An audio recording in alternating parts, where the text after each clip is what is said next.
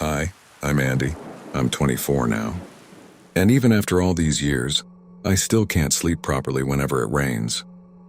What I'm about to tell you happened to me in 2017, when I was just 15 years old. Back then, my life was perfect. I was one of those cheerful girls who laughed all the time. I was good in studies, teachers liked me. I had close friends and my family loved me. There was nothing dark in my life. Nothing strange, nothing traumatic.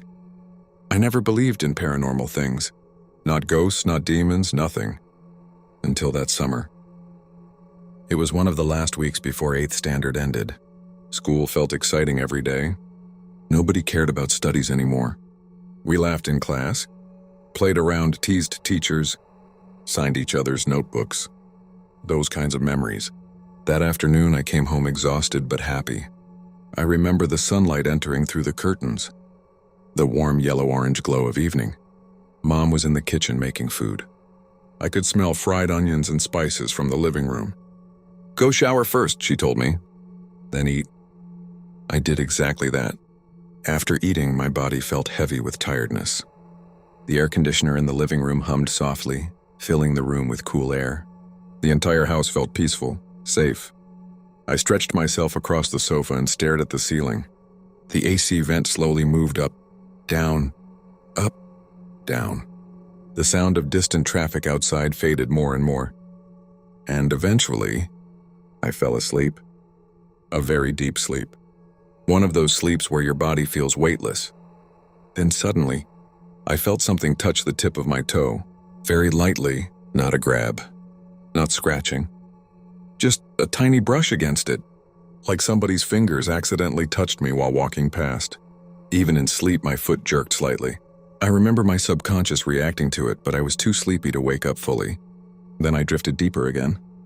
A few minutes later, tap. 2 fingers against the sole of my foot. A clear tap. My eyes snapped open instantly. I sat upright so fast my chest hurt. My heart was hammering violently. The room was dark now. The only light came faintly through the curtains from outside. The AC air hit my sweaty face while I looked around wildly. Nothing. Absolutely nothing. I kept staring around the living room, breathing hard. I told myself it was a dream. Just a dream. That's all. After a while, I slowly lay back down again, still nervous. My eyes focused on the AC grill moving side to side. Slowly, slowly, and eventually, I fell asleep again. But this time, I woke up. I was sitting on the couch exactly where I had fallen asleep. Everything looked normal. Then I noticed my mom standing beside me on my right. She was smiling, softly, calmly. "Andy, you woke up?" she asked gently. I smiled weakly and nodded. Then she began walking very slowly from my right side toward my left. "Andy," she said. "Look at me." I turned my head to follow her. She kept smiling. Slow steps, slow steps. I continued turning my head as she moved behind the couch. Then suddenly she spoke again. "Don't stop looking at me." Something about her voice changed. It still sounded like my mom, but colder. Wrong. I tried adjusting my body so I could turn properly. Then instantly, "Stop." Her voice became sharp. "Don't move your body." I froze. "Keep looking at me where I'm going." My stomach dropped. Every hair on my body stood up. I wanted to look away. I wanted to move, but I couldn't. My body stayed facing forward while only my neck continued turning, slowly following her as she walked behind me. I could feel pressure building in my neck, my muscles tightening, but my head kept turning, past what felt normal, past where it should stop. My mom's smile never changed. She just kept walking, watching me. Then I heard it. Tiny cracking sounds. Deep inside my neck. Pain exploded through my spine. I tried screaming but couldn't. My eyes felt like they were bulging from terror. Then crack. A loud, wet popping sound. And I woke up screaming. For real this time. I flew off the couch gasping violently, clutching my neck. The pain was real. It hurt so badly I could barely breathe. My mother came running into the room in panic. "Andy, what happened?" I couldn't answer properly. I was choking on air, crying, shaking uncontrollably while she handed me water. I remember grabbing her arm tightly because I was terrified to let go. She kept saying, "It's okay. It's okay." Just a nightmare, but it didn't feel like one. It felt real. Too real. And the worst part? My neck hurt for 2 whole days afterward. After that incident, I became terrified of sleeping. For the first week, I barely closed my eyes. Every night before sleeping, I remembered her face, that unnatural smile, the sound of my neck cracking. But eventually, life became normal again, or at least I thought so. 2 months later, I was at my friend Kelly's house helping her study math. She was terrible at calculations, and always somehow got the wrong answer even, after solving everything correctly. We studied until around 6 p.m. By then the sky outside had turned dark gray-yellow, the kind of sky that happens before a storm. Heavy, oppressive. I got on my bicycle and started riding home, and I still remember this clearly. Something felt wrong in the neighborhood. Not visually wrong. Nothing creepy standing outside. Nothing supernatural. Everything looked normal. The same houses, same streets, same trees. But the atmosphere felt dead. Like the entire neighborhood was holding its breath.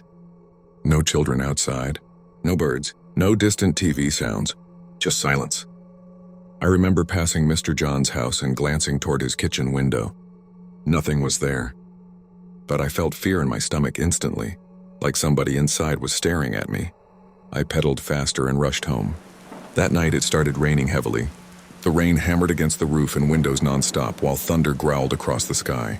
By 2 a.m. I was still awake studying under the warm yellow light of my desk lamp. The rest of my room stayed dark. Rainwater streamed down the windows. Then suddenly, a sound from my window, like somebody slowly dragging their hand across the glass. I looked immediately. Nothing. Just rain. I tried calming myself down. At nearly 3 a.m., I finally went to bed and fell asleep almost instantly, and then I was standing outside on my chair, straight, still in the front yard of my house in heavy rain, completely soaked. The sky looked black. Far away, somewhere in the darkness, I heard an animal screaming. Not barking, not growling. It sounded like a bull making a long, distorted howl.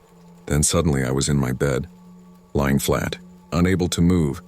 I felt something touch my chest. At first it felt light, like someone placing a blanket over me. Then slowly, the pressure increased. More, like a hand pressing into my chest, pushing me deeper into the mattress. My breathing became difficult. The weight grew heavier, and heavier until it felt like someone was sitting directly on top of me. I couldn't breathe. I tried moving, but my body refused. Panic exploded through me, and suddenly I woke up gasping violently, but the pressure was still there. I swear to God it was still there for a few seconds after waking up.